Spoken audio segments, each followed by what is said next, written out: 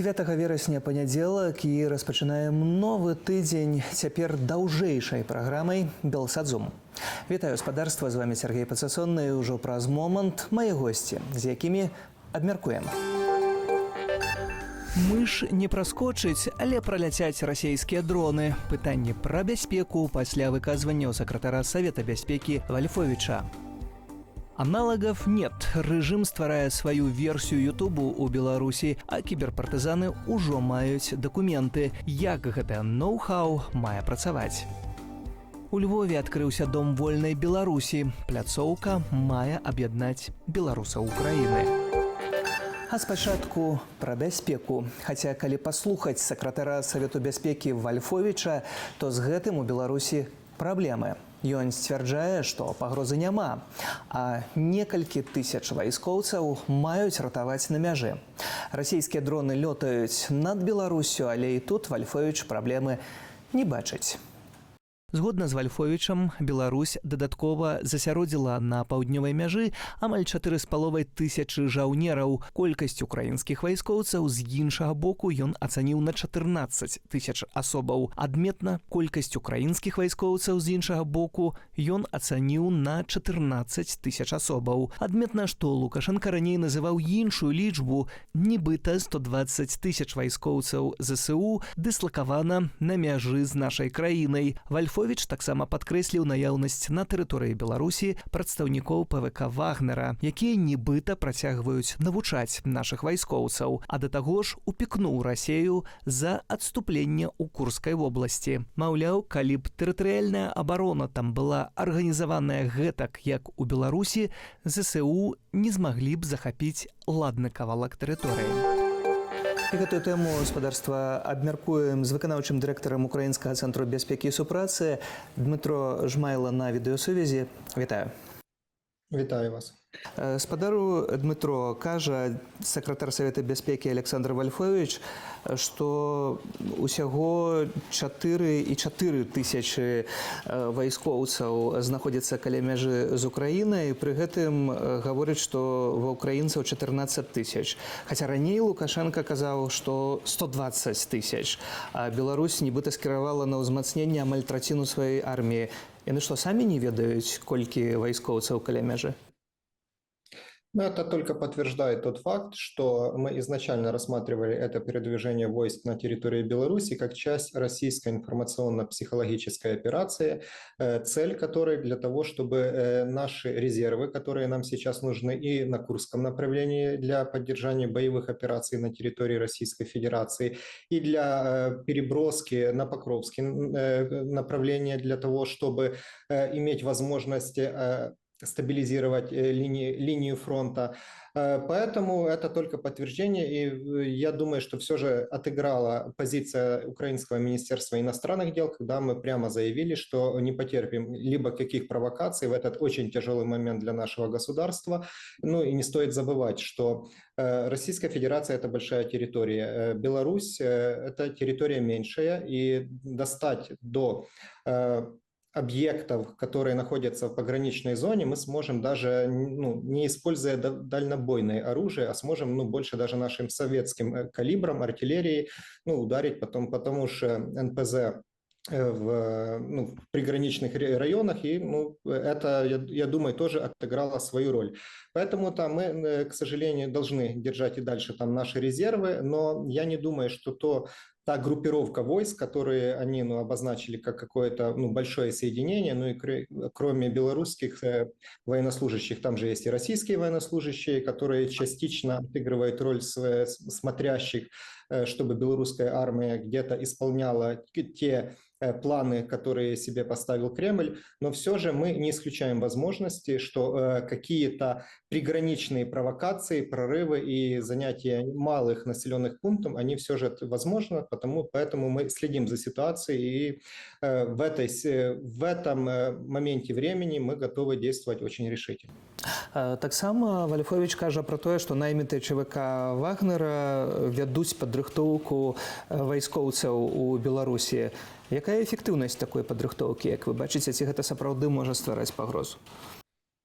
Я думаю, что это тоже часть ИПСО, потому что ну, Вагнер – это больше как уже бренд, никакой военной мощи образца 2022 года уже речи идти не может. Поэтому, я думаю, они ну, отыгрывают роль таких, знаете, красных комиссаров, которые где-то должны рядом находиться, какой-то угрозы.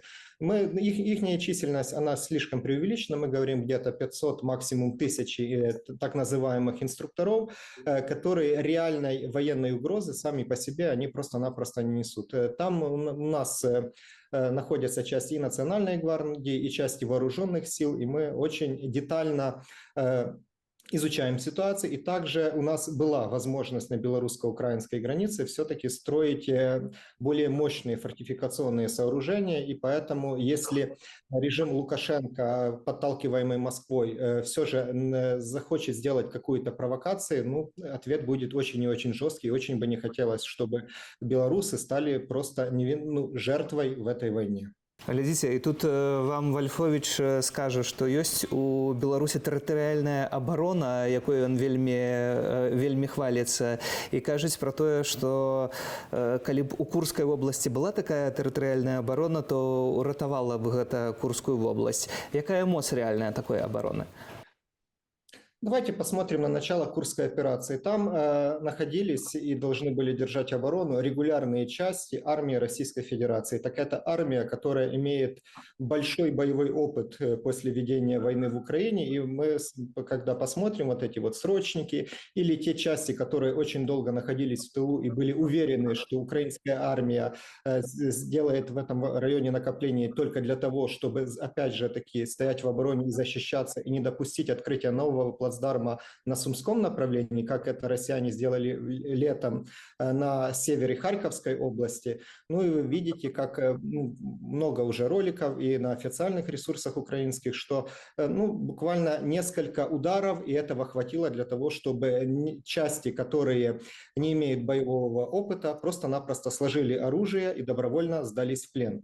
У меня вопрос, какой боевой опыт в белорусской армии, в каких горячих точках или хотя бы миротворческих миссиях эта армия просто брала участие. Поэтому это все очень и очень гиперболизировано, и я все-таки очень бы не советовал никому в Минске проверять реальную боеспособность своих частей. Просто-напросто это закончится большими жертвами. Не кажучы ўжо пра тэрытарыяльную абарону, якая ўвогуле не мае ніякіх здольнасцей па сутнасці ў гэтым кірунку. Яшчэ Вальфович гаворыць пра тое, што мы ж проста праз беларускую мяжу не праскочыць, але пры гэтым сам жа прызнаецца ў тым, што дроны з Украіны, ён не кажа, што гэта расійскія дроны, а дроны з Украіны улятаюць і вылятаюць вельмі свабодна праз мяжу. Пры гэтым нібыта ўсё бяспечна. Дык бяспечна ці небяспечна? Чем больше проходит времени, если я раньше больше думал, что это какое-то, все-таки совместное планирование ударов по Украине, что нужно проходить через часть воздушного пространства Беларуси, то все больше мне кажется, что Минск, Москва просто не ставит в известность и ни во что не ставит, когда просто запускает это оружие через территорию Беларуси. Это только свидетельствует, что режим все же не такой силен, и если поднимаются белорусские военно-воздушные силы сбивать это оружие, это как бы факт, потому что и поднятие такого самолета в воздух – это деньги, и немалые деньги, и тот же «Шахед» стоит денег, поэтому это уже вопрос к Минску и к белорусской армии, какую позицию они занимают и что они хотят все-таки в результате, кем оказаться в этой войне, то есть страной, которая не сделала ошибку, или страной, которая уже на полпути точно, чтобы разделить ответственность за все те террористические акты, которые сделала Российская Федерация в Украине. А этот вопрос обязательно настанет, и разбирательство большое, и большой суд по этому вопросу тоже будет. Яшчэ одно пытанне, якое момант інфармацыі, якую сёння пабачыў, Літва рыхтуе нацыянальны план масавай эвакуацыі насельніцтва, бо мяркуе, што Расія разам з Беларусю могуць імкнуцца усталяваць кантроль над так званым сувальскім калідорам. Гэта рэальна? В этом моменте времени мы должны понимать, что для того, чтобы окружить украинский плацдарм в Курской области, на территории Российской Федерации, Кремль в прямом смысле достал все резервы из Калининграда и со всего Ленинградского военного округа. И, например, если бы эстонская армия захотела сейчас занять Санкт-Петербург, я думаю, что у нее для этого нашлись бы силы. Тоже касается Калининградской области, где, кстати, недавно были учения НАТО, и там сконцентрировано достаточно количество сил Североатлантического альянса. Поэтому я не думаю, что сейчас могут быть какие-то провокации. Вместе с тем, балтийские страны – это первая цель в случае, если конфликт будет и дальше расширяться уже на страны Североатлантического альянса. Но я сейчас не думаю, что ни Минск, ни Москва готовы к такому шагу. Каже виконавчий директор Українського центру безпеки і супраці Дмитро Жмайла. Дякую за гэтую размову. Рыхтуецца тэхналагічны прарыў ад рэжыму. На асабісты загад Лукашэнкі ў Беларусі мае з'явіцца аналаг Ютубу ўжо 12 верасня. А тым часам кіберпартызаны здабылі дакументы для ўнутранага карыстання прапагандыстаў Белта. І ўжо вядома, як будзе працаваць рэсурс, за колькі і якія чаканні. Белта распрацоўвае праект відэасервісу з пачатку 2023 года. Нагодаю стаўся загад Лукашэнкі і перасцярогі, што на Ютубе прапагандысцкі змест могуць блакаваць. На новай платформе такой праблемы ясна няма, але ўзнікаюць іншыя – напаўняльнасць і пазнавальнасць рэсурсу. За першае адказваюць прапагандысцкія СМІ – Белта, Савецкая Беларусія, дзяржаўныя тэлеканалы. А вось у пазнавальнасць рэсурсу самыя стваральнікі хостынгу не асабліва вераць. Паводле тэхнічных характарыстык у першы год разлічваюць на 3000 карыстальнікаў адначасова. У другі не больш за 20 000 адначасовых і да 50 000 падчас грамадсказначных падзеяў. На запуск платформы плануюць выдаткаваць да $2 мільёнаў і потым па мільёне штомесяц. І ўжо цяпер гэтую тэму спадарства абмяркуем з Михаилом Климаровым, IT-специалист, директор некоммерційной организации Общества защиты интернета. Добрый день. Здравствуйте. Михаил, то, что в Беларуси 12 сентября появится свой YouTube, как вы на это смотрите? Я не спрашиваю, зачем, скорее, получится ли? Я видел эту статью, ну, в смысле, эту новость о том, что, да, там власти придумали опять очередной убийца Ютуба, он на моей памяти. Но если еще взять как бы Россию, конечно же, да, я все-таки из России, по-моему, 6-й или 7-й убийца Ютуба, я не помню уже, честно говоря, сбился со счета. Вот, новость очень смешная, вот, как бы, да, вопрос, как бы, зачем повисает в воздухе, ну, очевидно, для того, чтобы, наверное, как-то воздействовать на людей, на жителей Беларуси, вот, и оградить их от тлетворного влияния Запада, наверное, для этого. Но получится? Уверен, что нет. До сих пор, опять же, у России не получилось, там больше ресурсов, больше людей, больше возможностей и так далее. У них не получилось от слова абсолютно. Вот. Уверен, что в Беларуси не получится так же. Если посмотреть на документацию, то затраты на запуск этой платформы, которую власти запланировали, это $2 миллиона. Ну, это не пугает сумма вообще, ну, типа IT-проекты там стоимостью $1 миллион, это уже не просто какая-то. Но это серьезно для такой платформы? Ну, смотрите, если насколько я понимаю, это платформа, на которой есть какие-то новости, публикуются, и, ну, в текстовом виде, и буквально транслируются ТВ-каналы, которые, в общем-то, там... А сколько в Беларуси ТВ-каналов, я не знаю, но сколько их примерно? Несколько. Вот, и несколько ТВ-каналов. Вот, ну, за эти деньги, наверное, это можно создать. Вот, ну, в реальности, в работу я бы оценил это, ну, не знаю, 1100. Вот, но, опять же, да, зная бюрократические вот эти все вещи, которые там необходимы для того, чтобы эта вся тележка куда-то ехала, ну, давайте умножим на 2. Вот, а остальное, я так полагаю, будет просто, ну, рассовано по карманам. Самое простое, что можно в этой ситуации сделать. Потом, говорят, как говорит документация, каждый месяц на содержание этой платформы планируют тратить $1 миллион. Какой-то такой загадочный миллион для чиновников, не знаю, из чего это выходит. Почему именно миллион, а не 1 100 000 или 800 000? Не знаю, может быть, связано с какой-нибудь курсами, вот, там как-то круглые цифры рисуются удобнее. Смотрите, ну, то есть вы говорили 50 тысяч пользователей единовременно смотрящих. Это в пике и через год. В пике и через год. А до этого момента... Ну, 1,5–3 тысячи. Все равно нужны какие-то сервера, нужно телекоммуникационное оборудование для того, чтобы туда люди подключались и как-то пытались там смотреть. Уж будут, не будут смотреть, это отдельная история, которую надо рассматривать как бы в другой немножко стороне. 50 тысяч это довольно смотрящих, это довольно серьезная платформа уже, не детская, по крайней мере. Там действительно нужно будет оборудование, нужен будет персонал, который за этим оборудованием смотрит. Но ничего такого сверхъестественного. Я думаю, что если на одного пользователя будет тратиться, наверное, центов 50, вот, то 500 000, то есть тогда 2 миллиона пользователей в месяц должно быть, вообще просмотрело это всего. Другое дело, что как считать.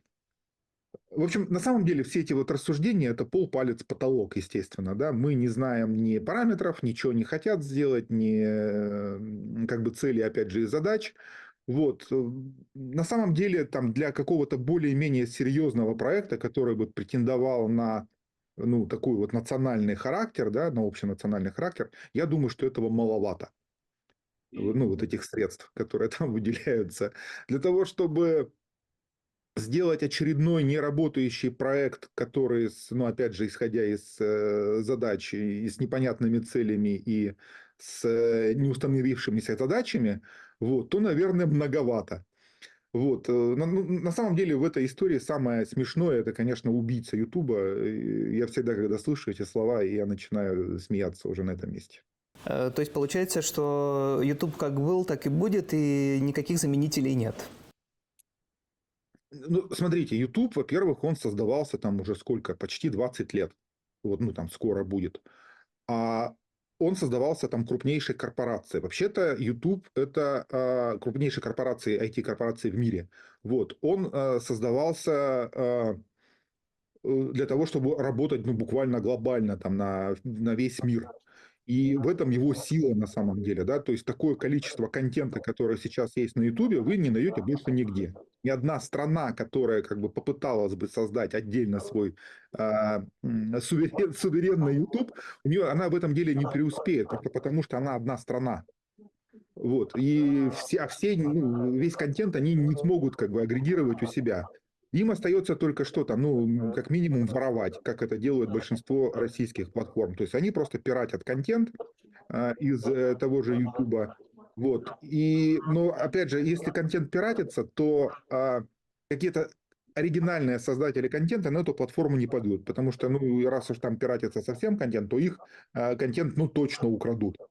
Поэтому такая вот как бы замкнутая штука, и там сколько попыток не было создать там видеоплатформу, видеохостинг, похожий на YouTube, пока ни у кого не получилось. И это я сейчас не упоминаю вот эти все вещи, которые связаны с искусственным интеллектом, когда идет в режиме реального времени идет модерация видео, это очень серьезная история. Я не упоминаю вот эти все истории с legal, да, что называется, с платежами, с правовыми формами, с многим чем. Еще и главное, что это же еще огромная инфраструктура, которую тоже предстоит построить. Поэтому вот создание за $2 миллиона убийцу Ютуба – это очень смешно, да. А заблокировать YouTube? Заблокировать они, конечно, могут. Вот, как бы. Это да, ломать-то ведь не строить, но это не значит, что туда пойдут люди смотреть. Я думаю, что, скорее всего, люди пойдут смотреть, пойдут устанавливать себе VPN, скорее, вот, чем смотреть по телевизору уже показывают то же самое. Зачем еще раз смотреть что-то по телевизору, да еще и в интернете? Спасибо вам за этот комментарий. Спадарства на видеосвязи Михаил Климаров, IT-специалист, директор некоммерційної организации Общества защиты интернета. Дякую вам. У Берасці праходзяць адразу два судовыя працэсы супраць удзельнікаў пратэстаў 2020 года. Агулам на лаве падсудных 10 асобаў, паведамляе праваабарончы цэнтр «Вясна». Пры гэтым частку удзельнікаў гэтых працэсаў ужо судзілі раней. І таксама за пратэсты. Іншыя тэмы ў нашым аглядзе.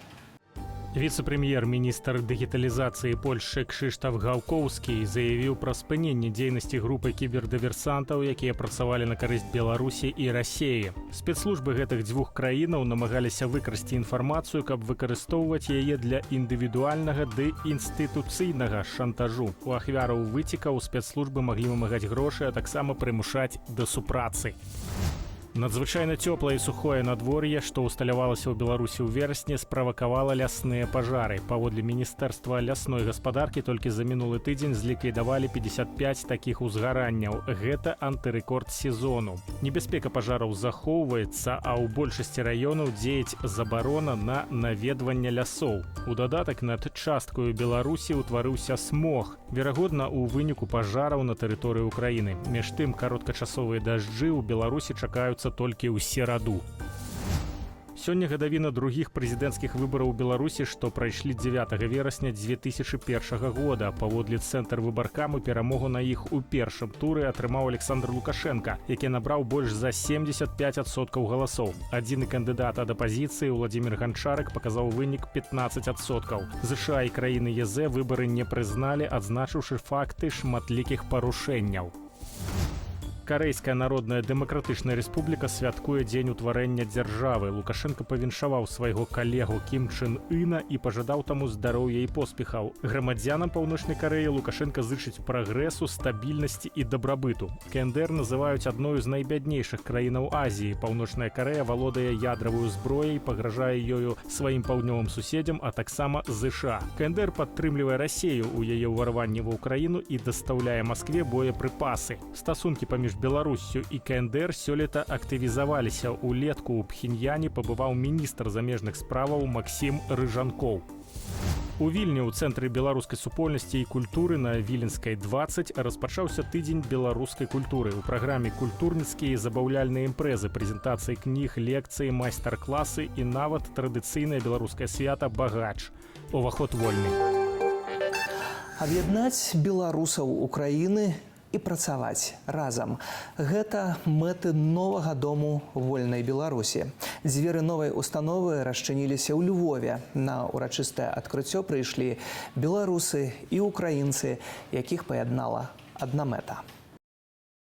Вуліца Клепарыўска, 21. Дом вольнай Беларусі размесціцца менавіта па гэтым адрасе. Ягонае адкрыццё прымеркавалі да Дня беларускай вайсковай славы, перамогі Вялікага княства Літоўскага над маскоўскім княствам пад Воршай. Таксама да гадавіны перамогі прэзентуюць экспазіцыю музею «Вольная Беларусь з Украінай у сэрцы», прысвечаную беларускім героям, якія аддалі жыццё за Украіну ў барацьбе з расійскай агрэсіяй. І ўжо цяпер спадарства на відэасувязі старшыня дабрачыннага фонду «Вільна Беларусь» Алексей Францкевич. Вітаю вас. Вітаю. Спадару Алексей, ведаю, што ў гэтыя хвіліны адбываецца адкрыццё гэтага беларускага дому вольнай Беларусі. Як усё праходзіць? Ну, урачыста. Дзякую. Праходзіць все урачыста. Сабралася шмат людзей, былі прадстаўнікі ўлады, прадстаўнік Андрэя Івановича Садового, мэра Львова. Вельмі знаменательна тое, што прадстаўнік ўлады ад імя львінян пакланілася і падзякавала беларускім героям, тым, хто аддаў сваё жыцця, і тым, хто працягвае барацьбу супраць расійскіх акупантаў. Прыехалі жоны загіблых герояў. Сёння тут прысутні жонка Волата, жонка народнага героя Украіны Ганса. жонка Барта, Локі. На жаль, не смогла приехать жонка Героя Украины с Кобли, але она передала вещи в музей. Папіка, жонка таксама, на жаль, не смогла приехать, ее маці заболела. Тут сегодня з нами і вайры беларускія, тут Гонар, наш ваяр Зубар, тут таксама приехал его ротация. Пришли, помимо белорусов, мясцовых жыхароў, пришли представники греческой спільноты, польской, то есть поприходили. Пришел представник уповноваженого справ людины, домовились, будем ближайшими днями заключать с ними меморандумы о співпраці. Ну, скажем так, помимо, то есть сегодня мы представили нашего выкладача белорусской мовы, який будет тут выкладать белорусскую мову, расповели про 510-ю годовину Аршанской битвы. То бок почали свою працу і спадзяемся, што гэты будынак вольнай Беларусі стане такой пляцоўкай, якая аб'яднае беларусаў ва ўкраіне. Я еще хотел бы дадаць сёння таксама знаменательна, што будынак асвяціў і малебень чытаў Яўген Арда. Гэта святар, які пачынаў капеланам у правым сектары, які быў у палоне у Русні, чалавек, які лічыць себя этнічным беларусам і які вядзе службы менавіта на беларускай мове, быў в акупацыі в Чернігаве. Ён з Чернігава прыехаў сюда, каб асвяціць і правесці сёння малебень і асвяціць гэты будынак. Спадару Алексей, сёння урачыста, але вы самі гаворыце пра тое, што трэба працаваць. І як, уласна, будзе выглядаць гэтая працу дома вольнай Беларусі? Ну, па-першае, мы возобновляем курсы беларускай мовы. У нас была недельная школа беларускай мовы, і, на жаль, мы ее припынили пасля полномасштабного вторгнення. То бок зараз мы ее распачнем. І, па-першае, дазнаемся, сколькі беларусаў тут з'явілася. Пачнем камунікаваць з беларусамі. Пачнем камунікаваць з прадстаўнікамі ўлады і з мясцовымі жыхарамі. То есть будем их запрашаць сюда у музей, на выставу и проводить сумесныя мерапрыемства, повязанные с культурными датами, гістарычнымі. А самая галоўная пляцоўка, на якой мы будем распавядаць про беларусаў, якія сёння тут плеч-оплеч с украінцамі стаят на защите всего цивилизованного света от Российской империи. По-другое, это будет пляцоўка, на якой мы будем абмяркоўваць план дзеянь, што нам патрэбна рабіць. Для того, каб, па-першае, дапамагчы Украіне, тут ва Украіне перамагчы расійскіх акупантаў, а самае галоўнае наше заданне – гэта ж создать предпосылки для працэсу дэакупацыі Беларусі. Дзякую за гэты каментар і жадаю плённай працы Дому вільнай Беларусі у Львове. А на відэасувязі быў Алексей Францкевич, старшыня дабрачыннага фонду «Вільная Беларусь». На гэтым у мяне ўсё, але Белсат працягвае сваю працу. Будзьма разам. Сергей Падсасонны. Добрага вечара. Пабачымся.